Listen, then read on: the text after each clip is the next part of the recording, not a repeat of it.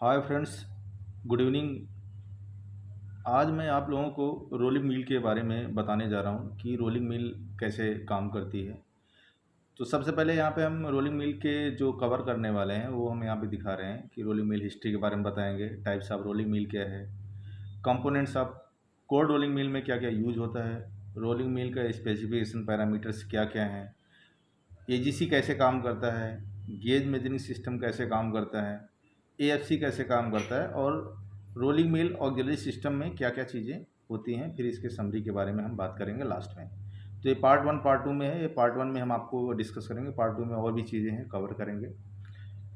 आगे चलते हैं, रोलिंग मिल की हिस्ट्री की हम बात करते हैं। तो रोलिंग मिल जो है 1908 में जो है ये सिजिबल स्टील एक प्लांट यूएसए में, उसी में ये डीसी मोटर के पे बनाया गया था।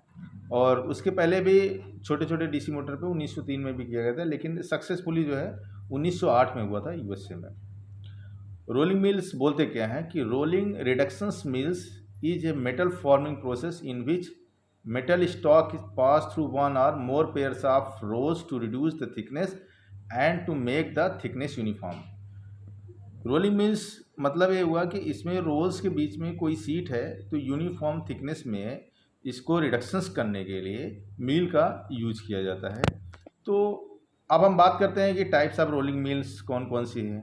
तो टाइप्स ऑफ रोलिंग मिल्स की अगर हम बात करें तो यहाँ पे देखिएगा हमने एक टेम्परेचर के हिसाब से बताया हुआ है। तो नॉर्मली हम लोग सुनते हैं कि हॉट रोलिंग मिल और कोल्ड रोलिंग मिल, तो हमें समझ में नहीं आता कि हॉट रोलिंग मिल किसको क्यों बोलते हैं और कोल्ड रोलिंग को कोल्ड रोलिंग मिल क्यों बोला जाता है। तो हॉट रोलिंग मिल्स की अगर हम बात करें तो इसका मतलब ये होता है कि अगर मेटल का टेम्परेचर रिक्रिस्टलाइजेशन के ऊपर है और उस पर हम रोलिंग कर रहे हैं तो ये रोलिंग हमारी जो है हॉट रोलिंग कहलाएगी।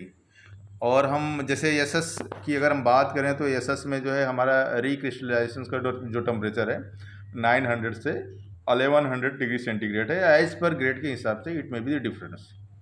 तो हम हॉट रोलिंग मिल जो करते हैं यहाँ पे लगभग 900 डिग्री टेम्परेचर के ऊपर ही रोलिंग किया जाता है। तो ये अब आगे हम बात करते हैं cold rolling mill. Cold rolling में अगर हम जाएंगे तो वहाँ पे अगर आप देखेंगे तो जिसका टेम्परेचर जो है रिक्रिस्टलाइजेशन के नीचे होता है वहाँ पे वो कोल्ड रोलिंग मिल कहलाती है और इसमें रोलिंग किया जाता है। तो इसमें कुछ फ़ायदे नुकसान है, इस पर हम आगे बात करेंगे। एक छोटा सा हम आपको दिखाएंगे रोलिंग का पेज है, कैसे कैसे रोलिंग यहाँ पे हुई है। तो अभी यहाँ पे एक पेज में आप देखिएगा कि सबसे पहले रोलिंग के पहले हमारे पास होता क्या है। यहाँ पे आप देखिए कॉन्टीन्यूअस कास्टिंग करके या इंगट के फॉर्म में हमें यहाँ पे इनपुट मटेरियल मिलता है। तो अब हमें जिस तरह की रोलिंग करना है उसके हिसाब से यहाँ पे रोलिंग जो है मिल अलग अलग टाइप की होती है। तो यहाँ पे आप देखिएगा अगर स्लैब है यहाँ पे कॉन्टीन्यूअस कास्टिंग में तो स्लैब के थ्रू यहाँ पे आप ध्यान से देखिए, ध्यान से देखेंगे तो ये स्लैब के थ्रू यहाँ पे हॉट स्ट्रिप मिल है। यहाँ हॉट स्ट्रिप मिल से फिर पिकलिंग एंड ऑयलिंग होता है, फिर कोल्ड स्ट्रिप बनता है। तो मतलब यहाँ पे सीड बनाया जा रहा है, ठीक है। दूसरे वाले में आप देखेंगे स्कैल्पिंग किया है, फिर वेल्डेड पाइप कर दिया है। मतलब क्या है, इसी स्लैब के थ्रू जो सीट है, सीट के थ्रू यहाँ पे पाइप बनाया गया है। इसका थोड़ा डाई वगैरह रहता है जिसकी वजह से वेल्डिंग होकर के निकलता है। सेम यहाँ पे देखिए स्लैब जो है कहीं कहीं प्लेट की ज़रूरत है तो इस स्लैब को रोलिंग करके प्लेट के फॉर्म में, स्टील प्लेट के फॉर्म में इसको बना करके आगे प्रोसेस किया जाता है जैसा हमारा रिक्वायरमेंट रहता है। फिर यहाँ पे कास्ट आयरन में बिलेट टाइप का मिलता है। बिलेट टाइप का मटेरियल आता है तो इससे हमारा हॉट रोल्ड बार, रॉड्स या राउंडेड सीमलेस पाइप वगैरह इस तरह का जो प्रोडक्ट बनता है ये बिलेट के थ्रू चीज़ें निकलने पर बनाई जाती हैं। सेम ब्लूम है। ब्लूम के थ्रू क्या है, आप ब्लूम के थ्रू हमें जो है दोस्तों यहाँ पे ब्लूम के थ्रू हम जो है शेप्स बना करके यहाँ पे देखिए रेल की तरह जो इंगेट्स वगैरह हैं इस तरह के बनाए जाते हैं और इस तरह से ये कॉन्टीन्यूअस कास्टिंग के थ्रू जैसा जैसा रिक्वायरमेंट है वैसे बनाया जाता है। यहाँ पे फ्रेंड हम बात करेंगे कि advantage of hot rolling mill. Hot rolling mills में क्या फ़ायदे हैं और उनके क्या नुकसान हैं। तो मटेरियल जो है क्या होता है, इसमें प्लास्टिक स्टेज में रहता है जिससे क्या है डिफॉर्मेशन लाल फॉर्म में हो जाता है और आप इसमें देखेंगे कि we can notice that the porosity of the metal must be minimize, ये मिनिमाइज हो जाता है प्रोसिपिटी, ठीक है। और इम्पोरिटी जो रहती है वो ब्रोकन हो जाती है, तो ग्रेन स्ट्रक्चर इसका जो है ठीक ठाक रह जाता है और फिजिकल प्रॉपर्टी अच्छी हो जाती है हार्ड रोलिंग मिल में। लेकिन इसका डिसएडवांटेज क्या है कि इसमें अगर हम करते हैं तो इसमें कोरोजन बहुत ज़्यादा होता है, हमारा सरफेस जो है फिनिशिंग आता नहीं है, थिकनेस ऑलमोस्ट सेम रहता नहीं है, तो ये सारे इसके डिसएडवांटेज हैं। लेकिन जब हम कोल्ड रोलिंग की बात करते हैं तो इसमें क्या होता है कि मेटल का जो टेम्परेचर है रिक्रिस्टलाइजेशन के नीचे रहता है, तो ऐसे केस में हमारा होता क्या है कि हार्ड रोलिंग के कंपेयर में इसमें डायमेंशन कंट्रोल बेटर है। डायमेंशन कंट्रोल मतलब लेंथ विड्थ, और आप इसका थिकनेस की बात करेंगे तो काफ़ी यूनिफॉर्म रहता है, इसमें मटेरियल काफ़ी हमारा अच्छा रहता है। तो हार्डनेस और स्ट्रेंथ जो मटेरियल की होती है वो बढ़ जाती है इसमें, ये अच्छी बात है, और ऑक्सीडाइजेशंस नहीं होता है, तो ये कोल्ड रोलिंग मिल का फ़ायदा है। लेकिन डिसएडवांटेज क्या है कि कोल्ड रोलिंग मिल का जो प्रोसेस करते हैं वो ओनली डक्टाइल मटेरियल के लिए होता है, सारे मटेरियल के लिए हो नहीं सकता है, तो ये थोड़ा सा हमारे लिए कोल्ड रोलिंग मिल के लिए डिसएडवांटेज है। यहाँ पर दोस्तों हम बात करेंगे अगर हम डिज़ाइन के हिसाब से कि कैसे कैसे रोलिंग मिल्स होती है, तो ये एक छोटी सी रोलिंग मिल है, 2 high rolling mills. 2 high rolling mills में मतलब क्या है, इसमें आप ध्यान से देखिए तो ये 2 बैकअप रोल हैं, इसी के बीच में ये सीट्स हमारी रोलिंग हो रही है। यहाँ पे आपका एक डिफ्लेक्टर लगा हुआ है, ठीक है। यहाँ पे आप देखेंगे अनकॉलर या पे ऑफ रील है, और इधर वाइंडर है, ठीक है। तो ये एक तरह से आपकी एसपीएम मिल होती है, वहाँ पे 2 हाई रोलिंग मिल्स होती है। और बीच बीच में हमें ये समझ में नहीं आता होगा कि हाई का मीनिंग्स क्या होता है। यहाँ पे अगर एचआई देखेंगे तो इसका मीनिंग्स होता है हॉरिजॉन्टल इंसर्ट, मतलब सीट्स हमारी हॉरिजॉन्टली इसके अंदर इंसर्ट हो रही है, इसलिए हाई बोला जाता है इसको। अब मील प्रोडक्ट्स में अगर हम बात करें तो कहीं कहीं प्लेट्स की मील होती है जो कि 6 mm से एबव की जो रोलिंग होती है उसको हम प्लेट मिल्स बोलते हैं, ठीक है। और सीट मिल्स उसको बोलते हैं जिसकी थिकनेस 6 mm से नीचे और उसकी विड्थ जो है 600 mm से ऊपर होती है, तो वो हमारी जो है सीट मिल होगी। और स्ट्रिप मिल होती है जिसका जो है थिकनेस क्या है 6 mm से कम है और विड्थ जो है उसका 600 mm से कम है, तो वो स्ट्रिप मिल होगी, जिसको नैरो मिल भी बोला जाता है, ठीक है। तो आगे हम ये बात करते हैं, ये हमारा जो है 3 हाई मिल है। 3 हाई मिल बेसिकली आजकल तो ज़्यादा यूज नहीं होते हैं, आपको बहुत पुरानी इंडस्ट्री में ही शायद मिले। तो इसमें आप देखेंगे ध्यान से तो इसमें 3 रोल होते हैं, इसलिए इसको 3 हाई बोला जाता है। यहाँ पे देखिए एक फीड रोल होता है और एक सेंटर रोल और नीचे अप्रॉन रोल रहता है। तो ये यहाँ पे आप देखिए कि कैसे 3 हाई रोलिंग मिल काम करता है। यहाँ से सीट इंसर्ट हो रही है पहले वाले फीड रोल और सेंटर रोल के बीच में, और यहाँ से नीचे आप देखेंगे तो सेंटर रोल और अप्रॉन रोल के नीचे से ये सीट जो है रोलिंग होकर के बाहर निकल रही है, तो ये 3 हाई रोलिंग मिल है। आगे हम बात करते हैं 4 हाई रोलिंग मिल्स की। 4 हाई रोलिंग मिल में अगर हम जाएंगे, यहाँ पे आप देखेंगे तो यहाँ पे जो हाउजिंग है, हाउजिंग में इसके 4 रोल्स हैं, जिसमें आपके 2 बैकअप रोल होते हैं और 2 वर्क रोल होते हैं। और ये आपकी यूनिवर्सल मिल है, एक ही डायरेक्शन में है। यूनिवर्सल मिल किसको बोलते हैं? जो मिल एक ही डायरेक्शन में रोलिंग करती है, that mills called the universal mill. और दूसरी मिल जो होती है जिसको बोलते हैं कि डायरेक्शनल, मतलब बाई डायरेक्शनल मिल, तो उसमें क्या होता है कि आपकी रोलिंग मिल दोनों डायरेक्शन में काम कर सकती है, एक बार लेफ्ट टू राइट जाएगी और दूसरी बार लेफ्ट टू राइट होगी, right to left, left to right, इस तरह से रोलिंग होता रहता है। इसमें आप देखिए ध्यान से, तो इसमें क्या होगा कि आपका ये जो डिफ्लेक्टर रोल है और यहाँ पे भी एग्जिट में भी डिफ्लेक्टर रोल है, इस डिफ्लेक्टर रोल का बहुत बड़ा रोल है, ठीक है। इस डिफ्लेक्टर रोल के थ्रू हमारी पूरी मील में डाया कम्यूटेशन होगा, लेंथ कैलकुलेशन होगा, उसके साथ जो इनकोडर लगा हुआ है उसी के थ्रू बहुत सारे कंट्रोलिंग होते हैं। तो इसके बारे में हम बात करेंगे लेटर, आपको बहुत सारी चीज़ें बताएंगे एक ऐसे डिफ्लेक्टर रोल का क्या क्या रोल आता है यहाँ पे, ठीक है।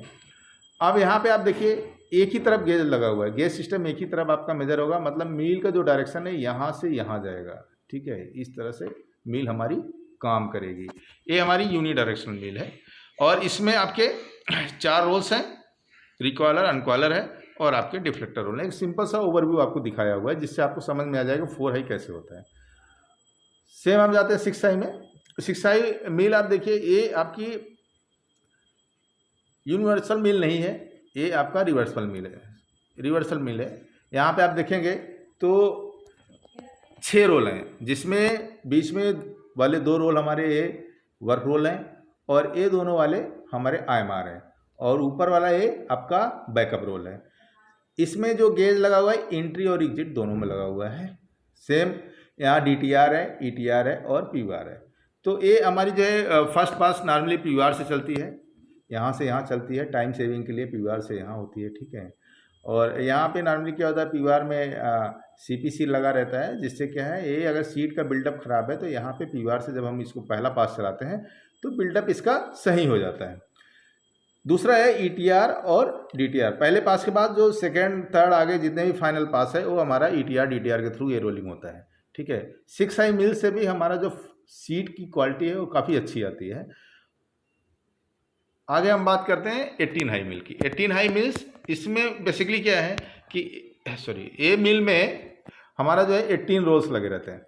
यहाँ पे देखेंगे तो 2 वर्क रोल है, 2 IMR रोल है, एक बैकअप रोल है ऊपर, एक बैकअप रोल नीचे है, और ये साइड सपोर्ट कार्ट्रिज है। इसकी हम बात करते हैं तो 3-3 रोल का एक कॉम्बिनेशन होता है। 2 SSC आपके लेफ्ट साइड होंगे और 2 SSC राइट साइड होंगे, तो एक ऊपर होता है एक नीचे होता है। इसका बहुत बड़ा रोल है। नॉर्मली क्या है कि इसमें आपके स्पेंडल लगे नहीं रहते वर्क रोल में, तो इन सबको रोकने के लिए SSC की ज़रूरत है। और इसमें शेप बहुत अच्छा आता है, शेप बहुत अच्छा आता है, इसलिए 18 हाई मिल्स नॉर्मली जो है कॉन्टीन्यूअस लाइनों में यूज किया जाता है।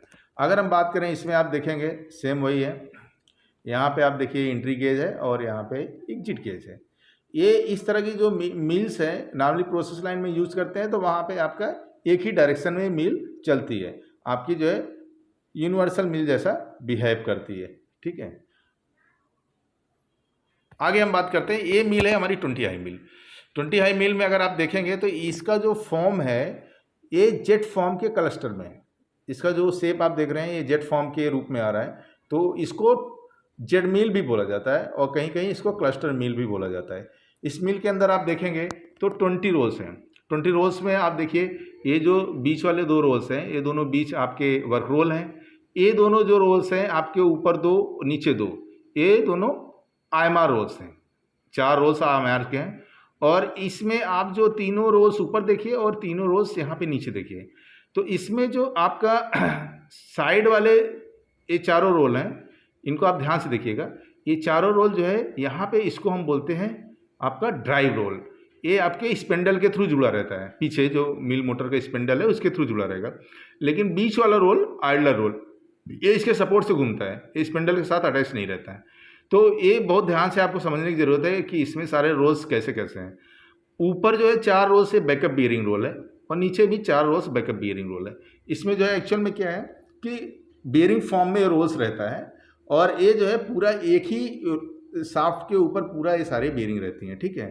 तो इसमें आपने 7 बियरिंग यूज किया जाता है, उसके बारे में हम डिस्क्रिप्शन देंगे एक छोटे से वीडियो में आने वाले समय में। आगे हम इसको बताएंगे बैकअप बियरिंग रोल्स में कैसे कैसे चीज़ें होती हैं, कैसे कैसे कंट्रोलिंग होता है, ठीक है।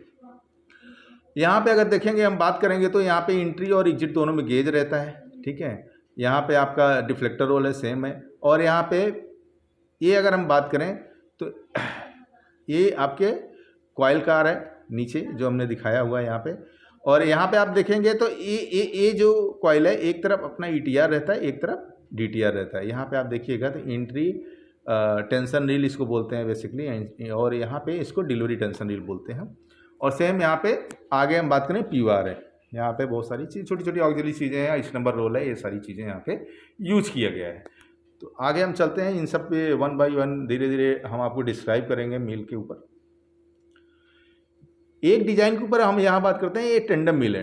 टेंडम मिल है 5 स्टैंड मिल का हमने जस्ट एक ओवरव्यू बताया हुआ है कि 5 स्टैंड की मिल होती कैसे है। तो यहाँ पे आप देखेंगे यहाँ पे एक अनकॉयलर है, यहाँ पे इनिशियल में डिफ्लेक्टर रोल है, फिर यहाँ मेल स्टैंड 0 है, यहाँ पे 0 स्टैंड मिल है, फिर मेल स्टैंड 1 है, 2 है, 3 है, 4 है और लास्ट में हमारा रिकॉयलर है।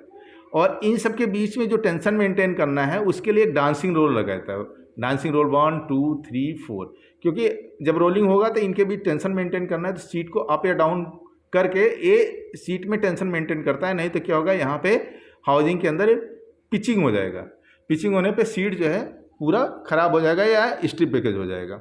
तो ये इस तरह से मिल काम करती है। इसके एग्जिट में आपका एक गेज सिस्टम लगा हुआ है और यहाँ पे गेज काम करता है। नॉर्मली क्या है, आजकल जो टेंडम मिल आ रहे हैं उसमें हर स्टैंड के बीच में यहाँ पे आपका गेज सिस्टम लगा रहता है। जिससे क्या है कि हमें हर स्टैंड पे क्या गेज बन रहा है वो हमें यहाँ पता चल जाता है। यहाँ पे हम बात करते हैं general components of cold rolling mill में। तो इसमें बहुत सारे कंपोनेंट होते हैं दोस्तों। तो अगर हम बात करेंगे कि कौन कौन से कंपोनेंट होते हैं, तो थोड़ा कंपोनेंट मैंने आपको बताने की कोशिश किया है। इसके अलावा भी बहुत सारी चीज़ें हैं, हम वो कवर करेंगे धीरे धीरे।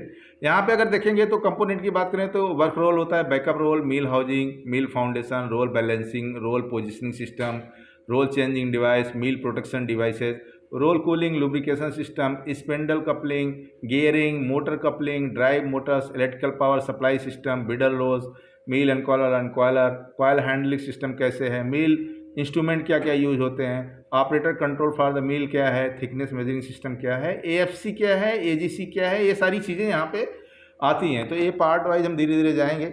इसके ऊपर भी हम आपको आगे आने वाले समय में एक छोटे छोटे वीडियो दिखाएंगे आपको कि कैसे सिस्टम काम करता है। यहाँ पे मील स्पेसिफिकेशन में कुछ पैरामीटर्स होते हैं जिनके ऊपर हम बात करते हैं कि मील हमारी क्या है, कैसे है। तो हम पहले जो बात करते हैं, जब भी बात आती है तो मील के स्पीड की बात आती है कि मील हमारी कितने एमपीएम की है। तो यहाँ पे हमने एक फार्मूला दिखाया हुआ है कि एमपीएम कैसे कैलकुलेट करते हैं। तो स्पीड अगर एमपीएम में कैलकुलेट करना है तो उसका जो फॉर्मूला है आप यहाँ देख रहे होंगे कि लिखा हमने बताया हुआ है कि किस तरह से होता है। तो यहाँ पे जो एमपीएम निकाला हुआ है, pi into roll diameter into motor speed divided by gear box ratio into 1000। ये इस तरह से हमारी मील की स्पीड जो है निकाली जाती है। किसी जिस रोल से हमको निकालना है, एमपीएम निकालना है, उस रोल के डाया को लेना है। सपोज करिए कि हम डिफ्लेक्टर रोल से अगर एमपीएम निकालना चाहते हैं तो यहाँ डिफ्लेक्टर रोल का डाया रहेगा, मोटर की स्पीड कितनी है, गियर बॉक्स रेशियो अगर लगा है तो क्या है, इंटू 1000 करेंगे तो हमें पता चल जाएगा कितने स्पीड में हमारी मील यहाँ पे घूम रही है। ठीक है। सेम हमारा रिडक्शन की बात करें, रिडक्शंस क्या होता है, नॉर्मली बात करते हैं कि हर पास में कितना रिडक्शन लिया जा रहा है, क्या लिया जा रहा है। तो कभी कभी हमें पता नहीं चलता कि रिडक्शन बेसिकली होता क्या है। तो उसके बारे में अगर हम बात करें, यहाँ पे देखो, the percentage ratio of final reduce thickness and input thickness of material is called the reductions. आपने अभी ध्यान दीजिएगा कि अगर जो परसेंटेज ऑफ रिडक्शन है, कहीं 20% है, कहीं 30% है, तो किस तरह से निकालेंगे। जैसे इनिशियल मेटल का जो भी थिकनेस है और फाइनल जो बन रहा है उसको माइनस करेंगे। माइनस करने के बाद जो इनिशियल मेटल थिकनेस है उसको डिवाइड करके 100 से अगर हम मल्टीप्लाई करेंगे तो जो परसेंटेज आएगा वो परसेंटेज ऑफ रिडक्शंस कहलाएगा। तो ये थोड़ा सा हमें जानने वाली चीज़ है। परसेंटेज ऑफ रिडक्शन जो भी निकाला जा रहा है या निकाल रहे हैं, कैसे निकाल रहे हैं, हमें पता होना चाहिए। ठीक है। तो मैक्सिमम रोल फोर्स क्या है, the maximum roll force which can be applied on the roll during rolling.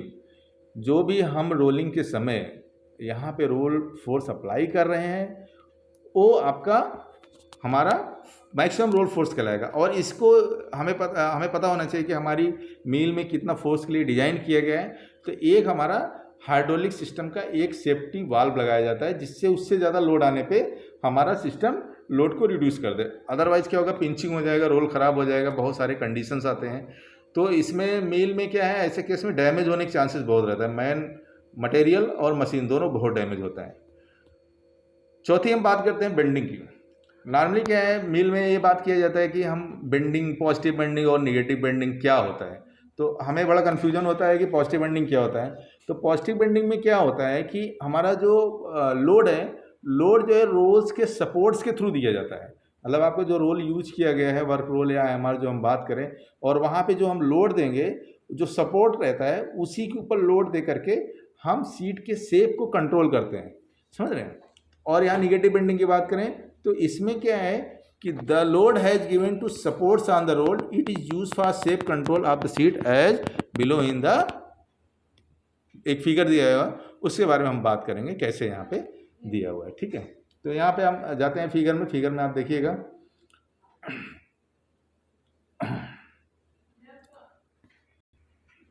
यहाँ पे देखिए दोस्त, यहाँ पे जो लोड दिया गया है बेसिकली मील का है, लोड जो दिया गया है सेंटर में, रोल के सेंटर में आया हुआ है। तो ये हमारा जो रोल है ये आपका इस तरह से यहाँ पे बेंडिंग यूज़ किया जा रहा है, बीच में फोर्स आ रहा है। ठीक है। यहाँ पे आप देखेंगे तो जो लोड दिया गया है ये रोल के सपोर्ट में दिया गया है। ये जो बेंडिंग दिया है, वर्क रोल बेंडिंग यहाँ पे हो रहा है, लेकिन सपोर्ट्स में इसको फोर्स दिया जा रहा है। ये आपका शेप्स को कंट्रोल कर रहा है यहाँ पे। ठीक है। तो बेंडिंग इस तरह से यहाँ पे यूज करते हैं। आगे हम बात करते हैं। यहाँ पे अगर बात करें टिल्टिंग रेंज क्या होता है कि ड्राइव एंड ऑपरेटर साइड का जो सिलेंडर पोजीशंस है उसमें कितना डिफरेंस आ रहा है, that is called the tilting. और टिल्टिंग जो है क्या है कि हम ज़्यादा रखते नहीं है, मिनिमम रेंज में रहता है, जिसमें हम थोड़ा सा शेप को कंट्रोल करने के लिए टिल्टिंग यूज किया जाता है, ठीक है। और यहाँ पे आता है pass line height. Pass line height क्या होता है, basically the pass line is a line that runs parallel through the rolls parting and passes through the centre of the sheet area of each pass at every stand. जो हमारी मील है, मील के ऊपर जो stands लगे हुए हैं, ठीक है, स्टैंड जो लगा हुआ है उसमें रोज के जो हाइट है वो सेम हाइट पे है कि नहीं है, वो उसके हिसाब से पास लाइन डिजाइन किया जाता है, जिससे क्या सीट उसी पास लाइन की हाइट से रोलिंग करते हुए निकलती है। तो उससे क्या होता है कि हमारा सिस्टम जो है, हमारा जो सीट है, सीट का शेप वगैरह बहुत अच्छा आता है। नॉर्मली एक मील की हम बात करें तो हमें जो है अगर मैं 6i की बात करता हूं तो इसका जो पास लाइन कितने हाइट पे होना चाहिए, इसका एक छोटा सा हमने यहाँ पे कैलकुलेटर, आप देखिए फार्मूला दिखाया हुआ है कि backup roll diameter divided by 2 plus IMR diameter plus work roll diameter, इन सबको ऐड करके एक आप जो है उस मील की पास लाइन जो है पता कर सकते हैं। ये नॉर्मल 6i मील का है, ठीक है। The pass line height will be above the bottom work roll position and below the top work roll position as the design। Design के हिसाब से जो वर्क रोल पोजीशन है वो टॉप और बॉटम के बीच में ही रहती है। तो वो आपको इस तरह से कैलकुलेट करके डिजाइन करना पड़ेगा, सोचना पड़ेगा कि हाँ हमारी पास लाइन मील की कहाँ पे आ रही है। मटेरियल थिकनेस क्या है, the thickness range of input material which will be used in the rolling mill. जो रोलिंग मिल में जो हम मटेरियल यूज़ करें उसकी थिकनेस क्या है वो बताता है यहाँ पे, ठीक है। यहाँ पे आगे हम बात करते हैं थिकनेस गेज मेजरमेंट सिस्टम कैसे काम करता है, ठीक है। तो नॉर्मली रोलिंग मिल में अगर हम बात करें तो थिकनेस गेज जो सिस्टम होता है, एक रेडियो एक्टिव सोर्स, मतलब आपका गामा हो सकता है या एक्सरे हो सकता है। आजकल नॉर्मली मिल में हमारा एक्सरे यूज किया जाता है। तो एक्सरे में क्या होता है बेसिकली कि एक ऊपर हमारा डिटेक्टर रहता है, नीचे सोर्स रहता है। आपको सिंपल वे में बता दे रहा हूँ। तो उसमें क्या होता है, नीचे से जो सोर्स है वो एक्सरे जनरेट करता है, ऊपर जो डिटेक्टर रहता है उसमें आपका डिटेक्शन होता है। आगे मैं दिखा रहा हूँ फिगर में कैसे काम कर रहा है। यहाँ पे आप देखिए, यहाँ पे ये आपको अच्छे से समझ में आएगा, ठीक है। यहाँ पे आप देखेंगे ये सोर्स है, ठीक है, यहाँ से सोर्स है और ये ऑब्जर्वर है, सीट है, और यहाँ पे डिटेक्टर है, ठीक है। तो सोर्स जब एक्सरे यहाँ से इमिट कर रहा है तो सीट जितना मोटा होगा उससे कमी जो है यहाँ पे आपकी ये एक्सरे बाहर निकलेगा। तो जितना इंटेंसिटी का एक्सरे यहाँ पे निकलेगा, इस डिटेक्टर में हमारा एक आयनाइजेशन चैम्बर होता है। आयनाइजेशन चैम्बर में क्या होता है, इनर्ट गैस होती है। वो गैस क्या करती है, आयनाइज होती है। आयनाइज होने के बाद उतना ही मिली एम्पियर का सिग्नल यहाँ पे डिफरेंस में आता है। तो उतना सिग्नल आने के बाद क्या होगा कि ये जो है उतना मिली एम्पियर का सिग्नल यहाँ पे दे करके यहाँ पे जो आपका कंट्रोल यूनिट होता है उस कंट्रोल यूनिट को सिग्नल पहुँचा देगा। कंट्रोल यूनिट क्या करेगा, उस सिग्नल को जितने पे कैलिब्रेट हुआ है, जिस ग्रेड के हिसाब से कैलिब्रेशन वहाँ पे हुआ है और जो सिलेक्शन वहाँ पे रहेगा, वो सिग्नल के लेवल के हिसाब से वो मेजरमेंट करेगा कि हाँ इसका इतना थिकनेस होना चाहिए, और वो थिकनेस वहाँ पे आपका पीएलसी को भेज देगा कि हाँ आपका सीट का थिकनेस इतना आ रहा है। तो उसके हिसाब से पीएलसी आगे कंट्रोल करेगी, ठीक है। यहाँ पे आप देखिए एक फॉर्मूला है, IM = I0 × E micro into second, ठीक है। ये थोड़ा सा है कि डिटेक्टर सिग्नल कैसे ऑब्जर्व करता है, थिकनेस होगा तो क्या होगा, ये थोड़ा सा है। इसके बारे में बहुत ज़्यादा हम बात नहीं करेंगे, ठीक है। आगे अगर गैस सिस्टम के बारे में अच्छे से बताना है तो आगे हम उससे बात करेंगे। यहाँ पे आता है AGC कंट्रोल सिस्टम। हमारे दिमाग में आता है कि AGC काम कैसे करती है, कैसे कंट्रोल करती है, हमें इसी के बारे में नहीं पता चल पाता। तो नॉर्मली क्या है, AGC के जो कंट्रोल सिस्टम है मिलों में बेसिकली 3 के बारे में हमें बहुत ज़्यादा पता है, जिसमें फीड फॉरवर्ड कंट्रोल है, फीड बैकवर्ड कंट्रोल है, मास फ्लो कंट्रोल है, एक और है स्पीड आपका फीड फॉरवर्ड कंट्रोल, ठीक है। तो ये एक्चुअल में लास्ट वाला जो है नॉर्मली क्या है कि मिलों में बहुत कम यूज़ देखने को मिलेगा। आप देखेंगे तो ऊपर तीनों वाले जो हैं वो ज़्यादा कंट्रोल है, लेकिन ये स्पीड फीड फॉरवर्ड कंट्रोल वहाँ पे यूज़ करते हैं जब एक्सीलरेशन और डी एक्सीलरेशन मिल होती है, तो उस समय यहाँ यूज किया जाता है, ठीक है, ज़्यादा आपका एक्यूरेट हो। तो यहाँ पे हम फीड फॉरवर्ड की बात करें तो इसमें जो है एक क्लोज लूप, पहला वाला अगर हम बात करें तो पहला यहाँ पे फीड बैकवर्ड कंट्रोल है। फीड बैकवर्ड कंट्रोल क्या है, एक क्लोज लूप कंट्रोल है।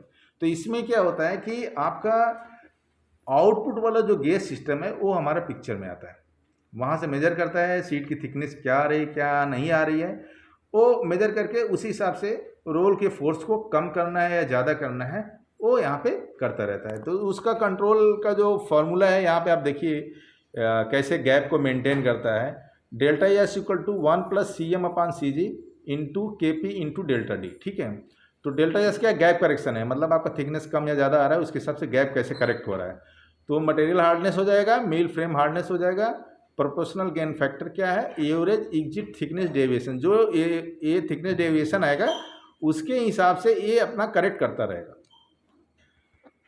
फीड फॉरवर्ड कंट्रोल की अगर बात करें तो ये ओपन लूप कंट्रोल है। इसमें जो है क्या है कि सीट घुस रही है, इनपुट में हमारा जो है गैस सिस्टम रहता है, जिस तरफ से सीट जा रही है उसी के इनपुट में रहेगा, वो मेजर करेगा और मेजर करके उस हिसाब से लोड देता रहेगा, मील को लोड जाएगा उसी हिसाब से वो ऑपरेट होता रहेगा।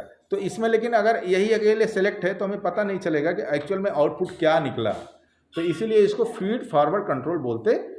इसका जो फार्मूला है delta S equal to CM/CG into KP into delta D. इसमें 1+CM जो है वो हट जाता है, यहाँ पे CM/CG हो जाता है। ठीक है, तो ये फीड फॉरवर्ड कंट्रोल है। तीसरा अगर हम बात करते हैं तो इसको मास फ्लो कंट्रोल करते हैं। बेसिकली ये क्या है, मास फ्लो प्रिंसिपल पे काम करता है, मतलब वॉल्यूम के प्रिंसिपल पे। जैसे हम वॉल्यूम का फॉर्मूला हमें पता होता है कि लेंथ विड्थ इंटू हाइट के हिसाब से हमारा वॉल्यूम सेम रहता है, तो यहाँ पे भी वही प्रिंसिपल अप्लाई होता है। तो इसमें क्या होता है, थिकनेस आउटपुट निकालना है तो thickness in into velocity in divided by V output, मतलब हमें जो आउटपुट अगर लाना है उसके हिसाब से ये वेलोसिटी को चेंज करके, स्पीड को चेंज करके ये हमारे थिकनेस को अचीव करता है। ठीक है, एक लास्ट है स्पीड फीड फॉरवर्ड कंट्रोल। मैंने इसको पहले ही बताया था कि ये बेसिकली क्या है, आइसोलेशन डी आइसोलेशन के टाइम पे यूज किया जाता है, जो स्लीपेज होता है उसको कंपनसेट करता है। यहाँ पे AFC सिस्टम का कंपोनेंट है। AFC कैसे काम करता है, AFC मतलब ऑटो फ्लैटनेस कंट्रोल का ओवरव्यू है, ये हमने आपको उसमें दिया था। तो इसमें आप देखेंगे ना कि मील के अंदर ऑटो फ्लैटनेस अगर कंट्रोल करना, सिंपल देखिए कि जो हमने AFC का एक नॉर्मली क्या होता है, एक हमारा शेप का प्रोफाइल दे दिया जाता है। ठीक है, ये हमारा AFC का एक सिंपल ब्लॉक डायग्राम है, इसके बारे में हम बात करेंगे दोस्तों। यहाँ पे देखिएगा कि AFC काम कैसे करता है। नॉर्मली क्या होता है, एक हमारा जो रोलिंग करना है उसका अलग अलग प्रोफाइल सेट कर दिया जाता है। तो ये प्रोफाइल जो आपने सेट किया उसमें पता है कि हाँ किस, वो प्रोफाइल जो है आई वैल्यू से मेजर होता है, तो यूनिट रहता है आई वैल्यू। तो आई वैल्यू के हिसाब से ये प्रोफाइल रहता है कि इस आई वैल्यू में इस सीट को आना है। तो यहाँ से क्या है, टारगेट का जो है यहाँ पे दे दिया गया कि हाँ इस आई वैल्यू में ये सीट का रोलिंग होना है। तो अब यहाँ पे क्या होगा, ये स्ट्रेसो यहाँ पे एक सिग्नल प्रोसेसिंग है ये अपना जो है। ठीक है, और ये शेप मीटर है, शेप मीटर का एक कंट्रोल यूनिट है, और ये एक तरह से PLC है, PLC का कंट्रोल यूनिट है। ठीक है, सिग्नल प्रोसेसिंग के लिए PLC ही काम करेगा यहाँ पे। तो यहाँ पे रोल फोर्स का रिफरेंस उसी हिसाब से चेंज होगा, ये भी होता है। ठीक है, अब मेजर स्टेट, जो भी स्ट्रेस मेजर किया है यहाँ पे डिस्ट्रीब्यूट होकर के यहाँ पे कंपेयर करेगा। अब यहाँ पे देखिएगा कि सिमेट्रिक कंट्रोल जो है कैसे करता है। एक CVC शिफ्टिंग है। CVC शिफ्टिंग मतलब नॉर्मली क्या है, मिलों में IMR शिफ्टिंग जो होता है उसी को यहाँ पे CVC शिफ्टिंग कहा गया है। ये हमारे शेप को कंट्रोल करता है। ठीक है, सेम यहाँ पे आप देखिएगा एसिमेट्रिक कंट्रोल है, लेवल करेक्शन जिससे SGC बोलते हैं, जिसको टिल्टिंग कंट्रोल बोलते हैं ना, उसके थ्रू ये किया जाता है शेप कंट्रोल करने के लिए। वर्क रोल का बेंडिंग करके किया जाता है शेप कंट्रोल करने के लिए। सेम यहाँ पे एक आता है थर्मल क्राउन कंट्रोल, मतलब जो क्राउन लगा रहता है मिल में उसके थ्रू यहाँ पे शेप को कंट्रोल किया जाता है। क्राउन नॉर्मली मिल हाउसिंग के ऊपर रहता है। वर्क रोल, जीरोइंग, कूलिंग, ये सब वर्क रोल का भी है, कंट्रोलिंग यहाँ पे दिया है। तो इस तरह से सारी चीज़ें मिल करके शेप को कंट्रोल करने के लिए यूज किया जाता है। ये AFC सिस्टम के ये कंपोनेंट्स हैं। इसके बारे में हम आपको अच्छे से प्रैक्टिकली आगे की वीडियो में बताएंगे। ठीक है, कि कैसे AFC हमारा काम करता है फील्ड में, प्रैक्टिकली आपको दिखा करके। तीसरी हम बात करें, यहाँ पे देखिए रोलिंग मिल के ऑक्सिलरी सिस्टम कौन कौन से हैं। हाइड्रोलिक सिस्टम है, एयर है, वाटर है, कूलेंट है, ऑयल मिस्ट है। तो ये सारी चीज़ें ऑक्सिलरी सिस्टम है जिनकी वजह से मिल हमारी चलती है, उनको चलाने के लिए नेसेसरी है। ठीक है, आगे के हम आपको बताएंगे AFC fire fighting system, drive control system, PLC और स्कैडा। और आपको अगर हमारा वीडियो अच्छा लगा हो तो प्लीज़ सब्सक्राइब करिए, लाइक करिए और इसी तरह से हम लोगों को मोटिवेट करिए। Thank you so much.